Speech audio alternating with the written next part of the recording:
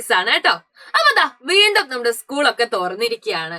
ചില ആളുകളെങ്കിലും അല്ലെ ഒരല്പം വിഷമത്തിലായിരിക്കും. ഇത്രയും ദിവസം അടിപൊളിയായിട്ട് ഇങ്ങനെ കളിച്ച് നടക്കുകയായിരുന്നു.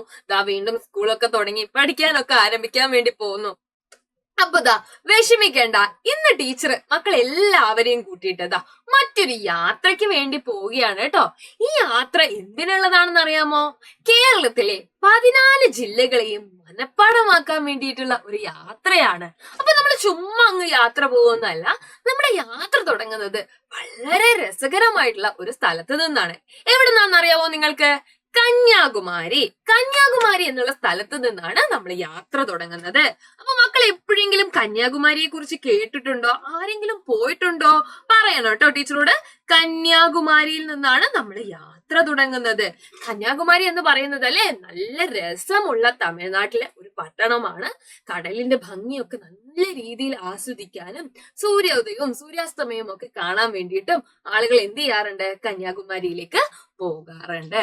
ഇനി നമ്മൾ നോക്കാൻ വേണ്ടി പോകുന്നത്, നോക്കണേ എല്ലാരും ശ്രദ്ധിക്കണേ, നമ്മൾ നോക്കാൻ വേണ്ടി പോകുന്നത് നമ്മുടെ യാത്ര ഇപ്പൊ കന്യാകുമാരി എന്ന് തുടങ്ങിയല്ലോ. നമ്മുടെ യാത്ര എങ്ങോട്ടേക്കാണെന്ന് അറിയാമോ നിങ്ങൾക്ക്? നമ്മൾ പോവാൻ വേണ്ടി പോകുന്നത് ബേക്കൽ കോട്ടയിലേക്കാണ്. ആർക്കെങ്കിലും ബേക്കൽ കോട്ടയെ കുറിച്ച് അറിയാമോ? ശ്രദ്ധിക്കണേ, ഇതാണ് നമ്മുടെ ബേക്കൽ കോട്ട. ബേക്കൽ കോട്ട സ്ഥിതി ചെയ്യുന്നത് എവിടെയാണെന്ന് അറിയാമോ? കേരളത്തിലെ കാസർഗോഡാണ് ബേക്കൽ കോട്ടയുള്ളത്. എവിടെയാണ്? കേരളത്തിലെ കാസർഗോഡ്. അപ്പൊ നമ്മുടെ യാത്ര നോക്കിക്കേ നിങ്ങള്, തമിഴ്നാട്ടിലാണ് കന്യാകുമാരി ഉള്ളത്. ഈ തമിഴ്നാട്ടിൽ നിന്നാണ് നമ്മൾ യാത്ര ചെയ്യുന്നത്. അതും എങ്ങോട്ടേക്ക്? കാസർഗോഡേക്ക് അല്ലെ, കാസർഗോഡേക്ക്. അപ്പൊ ഇന്ത്യ എന്നുള്ള നമ്മുടെ രാജ്യത്തെ സംബന്ധിച്ച് പറയുകയാണെങ്കിൽ ഇന്ത്യയുടെ തെക്കേ അറ്റത്ത് അല്ലെ, സൗത്ത് റീജിയണിലാണ്, സൗത്ത് റീജിയൺ അല്ലെങ്കിൽ നമുക്ക് തെക്ക് എന്ന് പറയും അല്ലെ, തെക്ക് ഭാഗത്തായിട്ടാണ് ആരുള്ളത്? ഞാൻ നോക്കിക്കേ, കന്യാകുമാരി ഉള്ളത് അല്ലെ, കന്യാകുമാരി.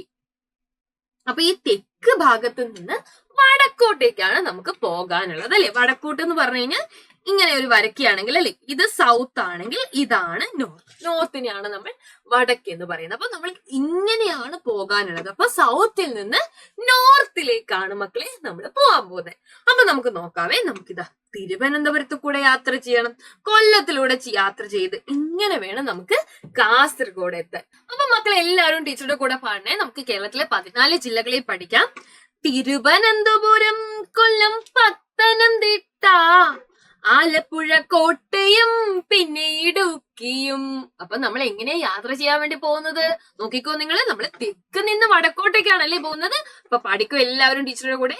തെക്ക് നിന്ന് വടക്കോട്ടേക്കൊരു യാത്ര പോകണം കുഞ്ഞേ, ജില്ലകൾ ഓരോന്നായി കയറിയിറങ്ങണം.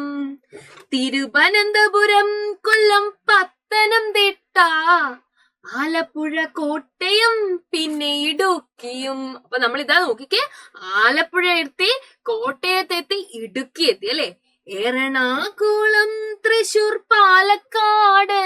എറണാകുളത്തെത്തി, തൃശൂർ എത്തി, പാലക്കാട് എത്തി. മലപ്പുറം, കോഴിക്കോട്, വയനാട്. മലപ്പുറം, കോഴിക്കോട്, വയനാട്. കണ്ണൂരും കാസർഗോഡും കയറിയിറങ്ങിയാൽ, കണ്ണൂരും കാസർഗോഡും കൂടെ കയറി ഇറങ്ങിയാൽ ഇപ്പൊ എത്ര ജില്ലകളാവും കേരളത്തില്? 14 ജില്ലകളാവും അല്ലെ. കേരളത്തിൽ എത്ര ജില്ലകളാവും? 14 ജില്ലകളാവും. അപ്പൊ എല്ലാവരും പഠിച്ചോ. തെക്ക് നിന്ന് വടക്കോട്ടേക്കാണ് നമ്മൾ പോയത് അല്ലെ. അപ്പൊ സൗത്ത് നിന്ന് നമ്മൾ നോർത്തിലേക്ക് പോയി. അപ്പൊ നമ്മൾ 14 ജില്ലകളും കവർ ചെയ്തുകൊണ്ട് എവിടെ എത്തി? ബേക്കൽ കോട്ടയിൽ എത്തി അല്ലെ. നല്ല ഭംഗിയുള്ള കാസർഗോഡ് ഒരു കോട്ടയാണ് കേട്ടോ ബേക്കൽ കോട്ട എന്ന് പറയുന്നത്. നല്ല രസമായിട്ട് നിങ്ങൾ പോവുകയാണെങ്കിൽ കാഴ്ചകളൊക്കെ കാണാൻ വേണ്ടി സാധിക്കും. അപ്പൊ ഇന്നത്തെ വീഡിയോയിലൂടെ നിങ്ങൾ 14 ജില്ലകളെയും പറ്റി അടിപൊളിയായിട്ട് പഠിച്ചോ? ഇഷ്ടപ്പെട്ടോ ഇന്നത്തെ വീഡിയോ? എങ്കിൽ തീർച്ചയായിട്ടും ലൈക്ക് ചെയ്യുക. പുതിയൊരു വീഡിയോയിൽ ടീച്ചർ വീണ്ടും വരുന്നതായിരിക്കും. മോർ അപ്ഡേറ്റ്സിനായിട്ട് നമ്മുടെ ചാനൽ കൂടി ഒന്ന് സബ്സ്ക്രൈബ് ചെയ്യുക. Love you all, by.